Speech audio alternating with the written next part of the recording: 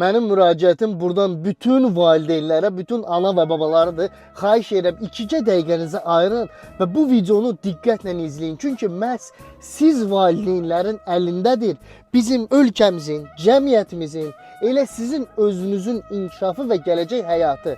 Çünki evlənmək asandır. Çünki evlad dünyaya gətirmək də asandır. Amma o evladı doğru düzgün yetişdirmək böyük bir məsuliyyətdir. Ona görə çox xahiş edirəm, əziz və dəyərli valideynlər, ana və babalar, öz evladınızla maraqlanın, nəzarət edin.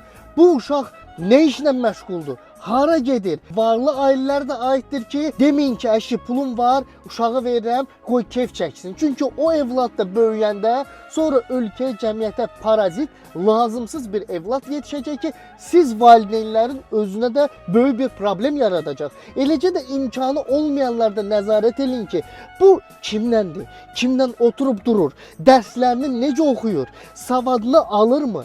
Dünya görüşü necədir? Dostları kimdir? Oturub durduğu insanlar kimdir? Sosial şəbəkələr 21-ci əsrdir. Bu saat hər kəsin əlində sosial şəbəkədir.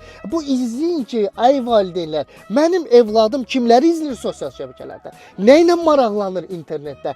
Dərslərini necə oxuyur? Çünki əgər siz evladınızı doğru düzgün yetişdirməsəz, bu insan gələcəkdə ölkəyə də, dövlətə də, vətənə də, cəmiyyətə də parazit yetişəcək.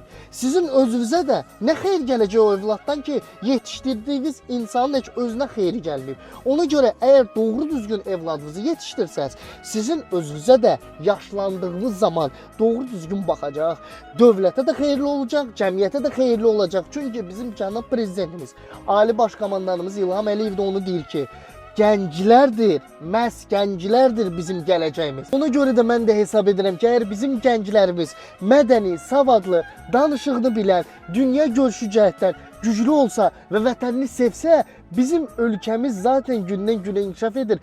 Bundan sonra da daha da yaxşı inkişaf eləyəcək. Dəyərli valideynlər, xahiş edirəm bu işə ciddi yanaşın və bu videonu da bol-bol bəyənin, paylaşın ki, bax insanların qarşısına belə videolar çıxsın inşallah.